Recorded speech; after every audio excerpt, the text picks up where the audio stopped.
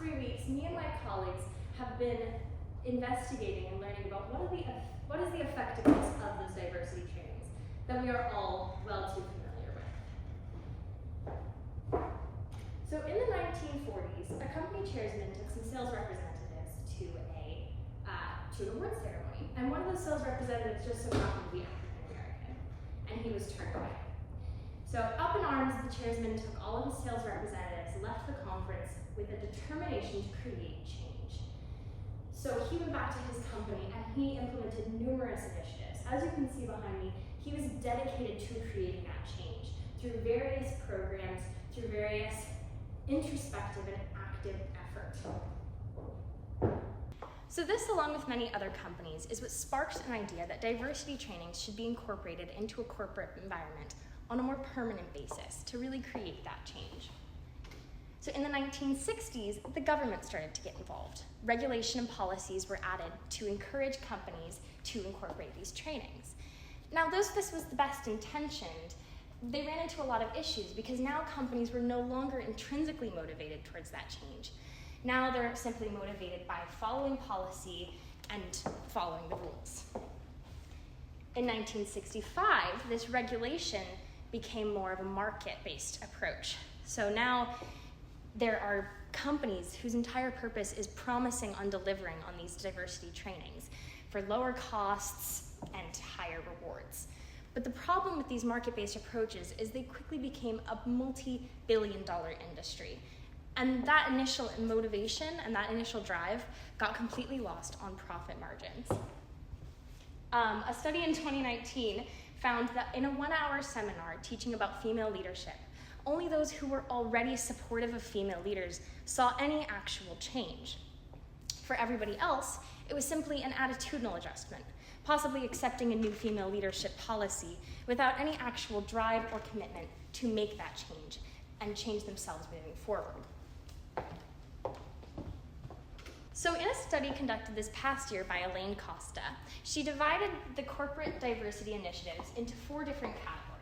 The first category is disrupting stereotype processing. This involves individualizing a member of a stereotyped group and offering a way to connect with them. The second is updating affective state. This involves creating an emotional connection to a stereotyped group. So this emotional connection could be a cognitive dissonance or just a positive emotional feeling that we create within the person. So the third is called inhibiting bias manifestation. This is stopping the biases in their tracks through things like societal norms and corporate policies. So all 3 of these options are very effective because they involve active intervention, which then creates interpersonal change and introspective change, more importantly. The 4th option is one that we are all too familiar with, and it is educating about bias processing. So this is those workshops, those seminars that we are all too familiar with, that merely teach us about stereotypes and diversity rather than actually creating change. So the conclusion of this study agreed with many other studies in the same field that found that this 4th option is wildly ineffective because it's not actually causing the person to think about change and to act on change, rather it just tells them what to think, what to do. So how can we create that effective change? So I pose to you 3 solutions. The first is become aware. Be aware of what biases you are profiting on, what biases you have about other people that you are allowing to continue in your life.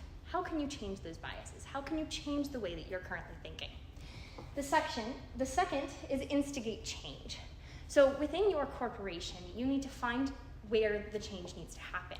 You can't just have a blanket workshop, you can't just have a blanket diversity training, but you need to think about, is it the hiring process? Or maybe it's how you view promotions within your company. What specifically needs to change to make your organization better?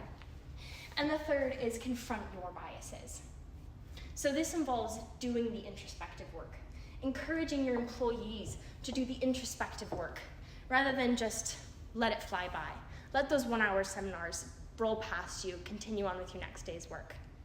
So I challenge you, go into your companies, go into yourselves, and create that change. Thank you all so much for listening. I hope you have a lovely night.